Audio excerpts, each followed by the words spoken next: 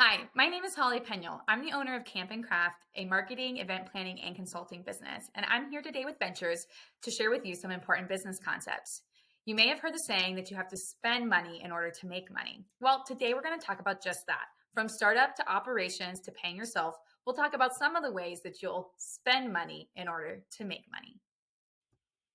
By the end of the video today, you should be able to explain startup costs and the difference between one-time and ongoing costs, understand operating expenses, define owner's draw and explain how it's determined, and understand how operating expenses and owner's draw impact needed revenue. Startup costs are the expenses associated with setting up a new business or to expand an existing one.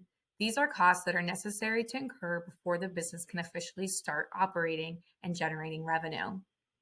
Under startup costs, we have one-time costs and ongoing expenses. One-time costs are costs that occur only once, such as purchasing equipment, registering your business, or renovating a location. Ongoing expenses are recurring expenses that the business will continue to incur after it starts operating, such as rent, utilities, salaries, inventory, and more. Let's take a moment to look at an example. Here we have the startup costs for a small marketing business. This person runs their business from their home, so they don't have expenses like rent or utilities. This is a great place to start because the expenses to get started are relatively low. Let's have a look. First, we have licenses and permits for $350. These are things like registering your business with the state or the local municipality. Next, we have equipment, in this case, a laptop and a printer for $1,500. After that, website domain, the place where we host our website, for $120 a year. Design software, an annual subscription of $120. Initial supplies, that's things like paper, ink, pens, etc., for $500. Initial marketing, the initial advertising we do to promote our business, that's $250. A business phone, this is a monthly fee of $85. And insurance, once again, a monthly fee for $75.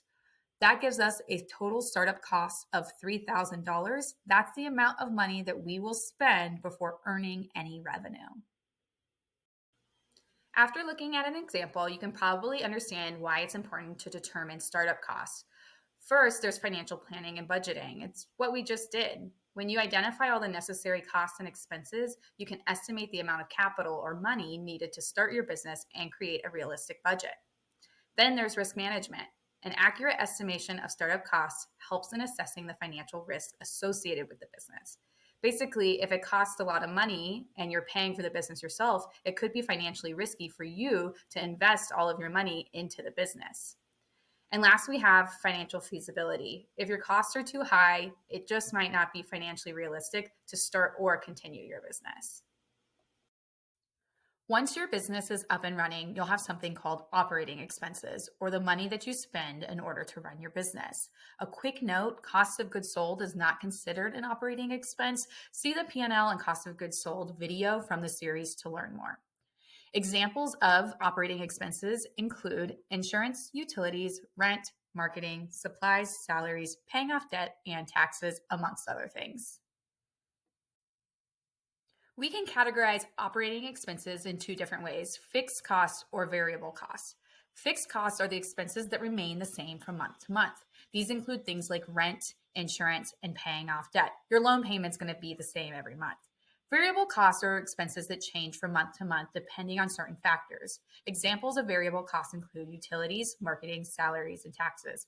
For example, your electricity bill, utilities, are going to vary depending on how much electricity you use. The same with salaries. You will pay people depending on how many hours they work, and that can vary from month to month. If you're a new business owner, you might be wondering, well, how do I get paid? We call that the owner's draw, or what you, the business owner, pay yourself. It's important to note that the owner's draw is not an operating expense. Instead, it comes from the net profit. The net profit is what is left over when we take the money we've made, our revenue, and subtract out our expenses. The net profit is what you use to pay yourself. There are a few things to consider when determining owner's draw. First of all, it is the choice of the business owner. It is up to you to decide how much you will pay yourself. It can be based on personal expenses, such as your home mortgage or home utilities, personal car insurance, student loans, etc. Or it can be for extra money, especially if your business is a side hustle.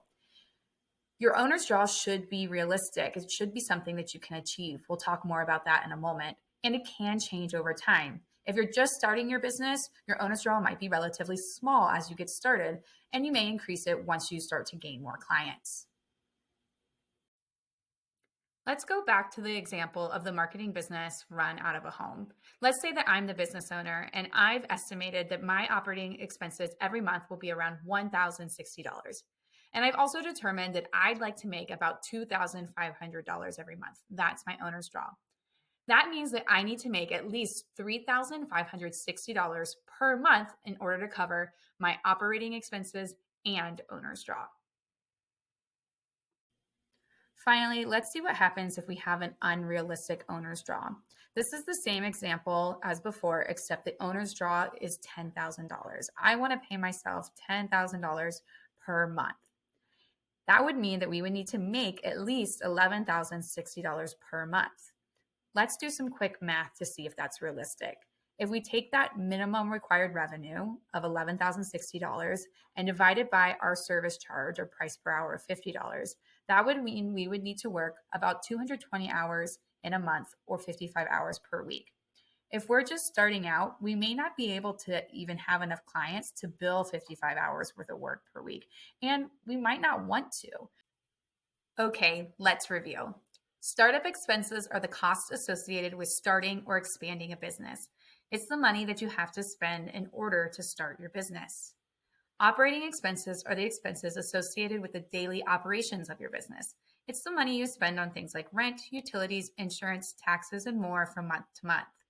Owner's draw is the money that you pay yourself from your business.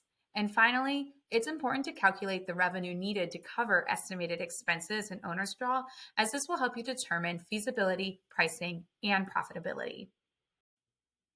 Thank you so much for watching. To learn more, visit online at venturesnonprofit.org.